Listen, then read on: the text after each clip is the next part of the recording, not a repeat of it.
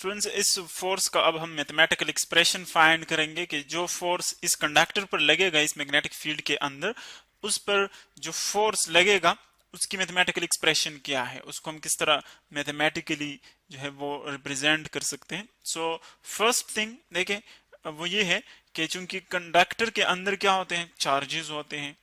Q for example आप एक charge consider कर ले, क्यू चार्ज है, जब वो मूव करता है, सो देखिए जब ये एट रेस्ट होता है, चार्ज जब ये एट रेस्ट होता है, सो एट रेस्ट पोजीशन पर इस पर कोई मैग्नेटिक फील्ड अप्लाई नहीं होता, कोई मैग्नेटिक फोर्स इस पर एग्जर्ट नहीं होता। यानी अगर आप इसको मैग्नेटिक फील्ड के अंदर रखें इस चार्ज को और ये एट रेस्ट हो, ये मूव ना कर रहा हो, सो फिर इस पर मैग्नेटिक इफेक्ट जीरो होगा। क्यों?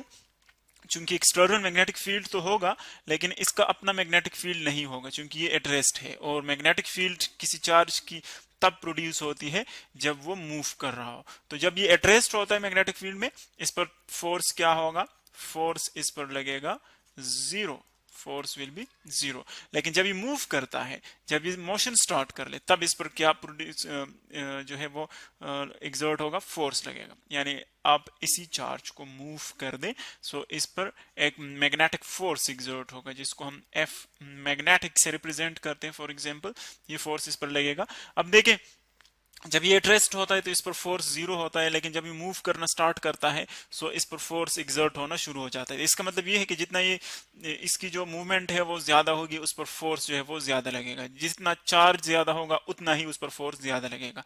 यानी चार्ज के मैग्नीट्यूड पर भी डिपेंड करता है, मूवमेंट पर भी डिपेंड करता है, और ये इसकी जो अपनी मैग्नेटिक फील्ड होगी उस पर भी, और जो एक्सटर्नल मैग्नेटिक फील्ड है उस पर भी डिपेंड करता है। इन तीनों चीजों पर डिपेंड करता है। तो जो फोर्स है वो हम लिख सकते हैं कि वो किन किन चीजों पर डिपेंड करता है, क्यू क्यू वी बी। ये हमने पहले सिंपल फॉर्म में लिखा हुआ है। देखिए क्यू तो चार्ज पर डिपेंड करता है ये फोर्स, यानी जितना चार्ज ज्यादा होगा उतना उस पर ज्यादा फोर्स लगेगा, जितनी इसकी मूवमेंट ज्यादा होगी, वेलोसिटी ज्यादा होगी, उतना उस पर फोर्स ज्यादा लगेगा, जितना एक्सटर्नल मैग्नेटिक फील्ड स्ट्रॉन्गर होगा उतना उस पर फोर्स ज्यादा लगेगा। इन तीनों चीजों पर डिपेंड करता है फोर्स, मैग्नेटिक फोर्स। अब अगर हम इस चीज को रिमूव कर दें, साइन ऑफ प्रोपोर्शनैलिटी को, सो हमारे पास एक इक्वेलिटी का साइन आएगा और एक आएगा हमारे पास कांस्टेंट। दो चीजें आएंगे, इक्वेलिटी एंड कांस्टेंट, और बाकी ये जो क्वांटिटीज है क्यू वी और बी ये अपनी जगह पर ऐसे ही आएंगे। अब देखिए यहां पर जो हमारे पास कांस्टेंट यूज होता है दैट इज वन। हर एक इक्वेशन में डिफरेंट कांस्टेंट होता है, यहां पर जो कांस्टेंट की वैल्यू है वो वन के इक्वल है। सो अगर इसकी जगह हम वन पुट कर ले, सो फोर्स क्या बन जाएगा, F is equal to Q V B. लेकिन जो V और B है, एक्चुअली फोर्स की जो डायरेक्शन है वो इन दोनों की प्लेन को क्या होती है, वो इन दोनों की प्लेन को परपेंडिकुलर होती है। यानी उसकी जो डायरेक्शन है वो हम फिर वेक्टर प्रोडक्ट से फाइंड करते हैं। इस तरह हमने वेक्टर प्रोडक्ट पढ़ा है कि अगर दो वेक्टर्स है आपके पास, उनको आप क्रॉस मल्टीप्लाई करते हैं और रिजल्टेंट भी वेक्टर आता है, तो उसको हम क्या कहते हैं, वेक्टर प्रोडक्ट। देखिए इन दोनों को अगर हम क्रॉस मल्टीप्लाई फॉर्म से रिप्रेजेंट कर ले तो इसका प्रोडक्ट भी देखिए, फोर्स जो है वो भी वेक्टर क्वांटिटी है। सो अगर इन दोनों को, वेलोसिटी को और बी को, इन दोनों को हम वेक्टर फॉर्म में लिखे, सो ये हमारे पास, देखिए पहले तो हमने इसको सिंपल फॉर्म में लिखा हुआ है, अब इसमें कंफ्यूज ना हो, इसमें साइन थीटा यूज होता है जब हम इस फॉर्म में लिखते हैं, लेकिन वो हम वेक्टर प्रोडक्ट के बाद ही पुट करेंगे ताकि आपको उसकी समझ आ जाए। F is equal to Q V cross B, Q V cross B, ये इसका जो एक्चुअल फॉर्म है हमारे पास वो ये है।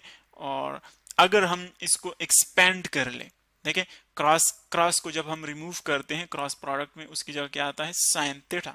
सो इसको अगर हम रिमूव कर ले, इसको मजीद सिंप्लीफाई कर ले, सो ये बन जाएगा एफ फोर्स जो है वो किसके इक्वल हो जाएगा, क्यू। अब इस क्रॉस प्रोडक्ट को अगर आप एक्सपेंड कर ले तो ये बन जाएगा V B sine of theta, और चूंकि वेक्टर प्रोडक्ट है तो इसके साथ डायरेक्शन भी आएगा, उस डायरेक्शन को हम एन हेड से रिप्रेजेंट करते हैं, ये आपको फोर्स का डायरेक्शन देगा। सो ये देखें जब आप क्रॉस प्रोडक्ट को खोलते हैं तो क्रॉस की जगह फिर क्या आता है, क्रॉस को आप रिमूव कर ले तो इसकी जगह आता है साइन थीटा, और एक इसका डायरेक्शन आता है एन से, उसको हम रिप्रेजेंट करते, तो ये इसके ऊपर फोर्स लगेगा। अब अगर आप देखें जो v हमने लिखा हुआ है वेलोसिटी, इसको अगर हम करंट फॉर्म में लिखना चाहिए तो हमने चार्ज फॉर्म में लिखा हुआ है, अगर इसको हम करंट फॉर्म में लेके, इलेक्ट्रिक करंट फॉर्म में, सो ये बन जाएगा F is equal to Q। V को हम क्या लिख सकते हैं, L डिवाइडेड बाई T लिख सकते हैं, क्योंकि वेलोसिटी जो है वो डिस्प्लेसमेंट डिवाइडेड बाय टाइम होता है। तो L यहाँ पर डिस्प्लेसमेंट को शो कर रहा है और T टाइम है, Q अपनी जगह पर, B अपनी जगह पर, और साइन थीटा जो है वो अपनी जगह पर आ जाएगा इनटू n। इसी तरह F को हम U भी लिख सकते हैं, F इज इक्वल टू, अगर देखिए ये T जो है ये इन सब के नीचे है, एक डिनोमिनेटर है, कंबाइंड डिनोमिनेटर है, तो इसको हम Q के नीचे अगर लिख लें, Q by T into L into B into sine theta, और n रिप्रेजेंट करता है डायरेक्शन को। सो यहां पर अगर आप देखें Q divide by T, the flow of charge per unit time, इसको हम क्या कहते हैं, electric current. So electric current इसकी जगह पुट कर लें, यह जाएगा electric current into L B sine of theta into direction of n। देखिए जो मैग्नेटिक फोर्स लग रहा है इसको आप यूं भी लिख सकते हैं, लेकिन ये स्पेसिफिकली उस केस के लिए है जब कोई चार्ज आप कंसीडर करते हैं, एक इंडिविजुअल चार्ज। लेकिन जब आप किसी कंडक्टर की बात करते हैं, कंडक्टर पर कितना फोर्स लग रहा है, तो फिर हम करंट को वहां पर इंक्लूड करते हैं और फिर आप ये इक्वेशन जो पर्टिकुलरली यूज करते हैं। तो ये मैग्नेटिक फोर्स है जो कि मैथमेटिकली हमने फाइंड किया। और अगर आप देखें साइन थीटा जो है वो, अगर आप साइन थीटा की जगह 0 ले लें, साइन थीटा की जगह 0 ले लें या 180 ले लें, सो फोर्स क्या हो जाएगा, वो 0 हो जाएगा। क्यों? क्योंकि साइन 0 जो है वो भी 0 के इक्वल है और साइन 180 वो भी 0 के इक्वल है। इसका मतलब ये है कि अगर L और B के दरमियान, यानी जो कंडक्टर आपने रखा हुआ है, अगर वो एक्सटर्नल मैग्नेटिक फील्ड के पैरेलल है या एंटी पैरेलल है, तो फोर्स उस पर नहीं लगेगा, फोर्स 0 लगेगा। और अगर आप थीटा को 90 कर लें, तो देखिए साइन 91 के इक्वल होता है, सो फिर फोर्स क्या लगेगा, मैक्सिमम लगेगा।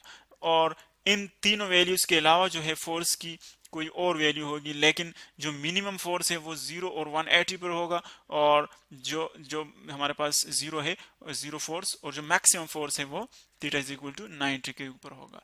और ये अगर आप देखें, चूंकि फोर्स है, फोर्स एक वेक्टर क्वांटिटी है और इसकी यूनिट हमारे पास वही रहेगी, न्यूटन इसकी यूनिट रहेगी। और इसको अगर आप देखें कि मैग्नेटिक फील्ड की डायरेक्शन, मैग्नेटिक फोर्स की डायरेक्शन हम किस तरह फाइंड कर सकते हैं, इसको हम एक सिंपल डायग्राम के जरिए जो है वो शो कर रहे हैं। देखिए आप ये आप कंसिडर कर लें, एक फिगर हमने दिखाया हुआ है, लेफ्ट हैंड रूल। इसके लिए बहुत ज्यादा रूल्स यूज होते हैं। एक हमारे पास है right hand palm rule, right hand palm rule. अब देखिए सारे जो रूल्स हैं वो तो हम यहाँ पर डिस्क्राइब नहीं कर सकते, लेकिन यहाँ पर हम एक जो रूल है वो यहाँ पर सिंपल वन, वह यहाँ पर हम डिस्क्राइब कर रहे हैं, जो कि हमारे पास है Fleming left hand rule. Fleming left hand rule, Fleming left hand rule से आप मैग्नेटिक फोर्स की डायरेक्शन फाइंड कर सकते हैं। किस तरह फाइंड कर सकते हैं? देखिए दो मैग्नेट्स कंसिडर कर लें, एक आपके पास है ये वाला मैग्नेट, इसका ये साउथ और इसका ये नॉर्थ। मैग्नेटिक फील्ड जो है वो इस डायरेक्शन में होगा, क्योंकि नॉर्थ से हमेशा साउथ की तरफ होता है। हमने दरमियान में देखिए ये एक कंडक्टर रखा हुआ है। अब इस कंडक्टर में सपोज कर ले कि जो करंट की डायरेक्शन है वो यूं है, देखिए यहां से इंटर हो रहा है। सो आप अपने लेफ्ट हैंड को इस तरह स्ट्रेच कर लें कि ये जो आपकी मिडिल फिंगर है ये करंट की डायरेक्शन में रख लें।